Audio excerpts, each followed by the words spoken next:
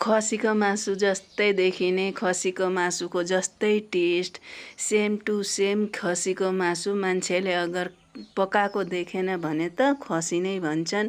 तर यो चाहिँ भेज मटन हो। कटर चाहिँ काटीकुटी एकदम सेम टु सेम खसी जस्तै नै हुन्छ। तर काट्नलाई चाहिँ यति दिक्क हुने, चोपले गरेर हेर्नु न, सेतो देखियो, सबै चोपै सररररर निक्लियो चोप, बोक्रा तास्ने बित्तिकै त। तर काट्दै जाँदा तास्दै जाँदा सबै चोप जति चाहिँ हातैमा टाँसिँदो रहेछ र एकदम क्लिन भयो। भाँडा हुँदी मैले सबैतिर तेल लगाएरै लिएर आएकी थिएँ। भाँडामा, चुलेसीमा, हातमा सबैतिर तेल दलेरै लिएर बसेकी त्यहाँ काट्नको लागि।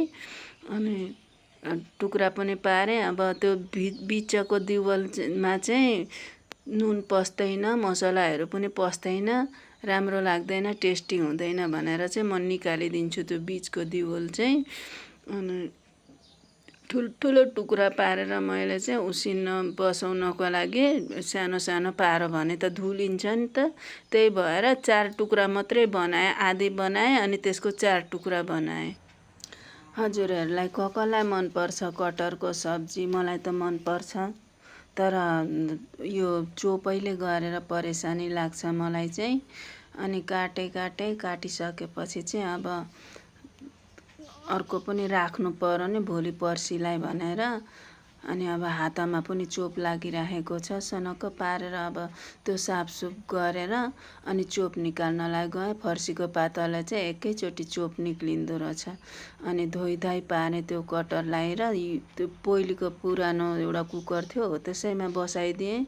चोप लाग्छ नि त, बिग्रिन्छ। त्यही भएर अनि ठुल्ठुलो पिस पारेर काटेँ त्यसलाई, कटरलाई।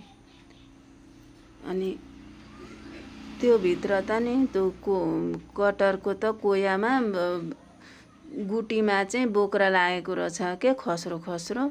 अनि तेल पनि हालेँ। तेल हालेर अब खसीको मासुलाई जस्तै नै हाल्नु पर्यो नि, मसला पनि त्यस्तै युज गर्नु पर्यो। थोरै मसला युज गरेर सबै थोक हालेँ, खडा मसलाहरू हालेँ, एउटा खोर्सानी हालेँ, पिरो त्यति मन पर्दैन। त्यही भएर ठुलो इलाइची पनि देखाउन बिर्सेछु। ठुलो इलाइची हालेर एकछिन भुटेर त्यसपछि चाहिँ प्याज हालिदिएँ। प्याजलाई पनि मजाले भुट्नुपर्छ, रातो हुन्जेली भुट्नुपर्छ त्यसलाई।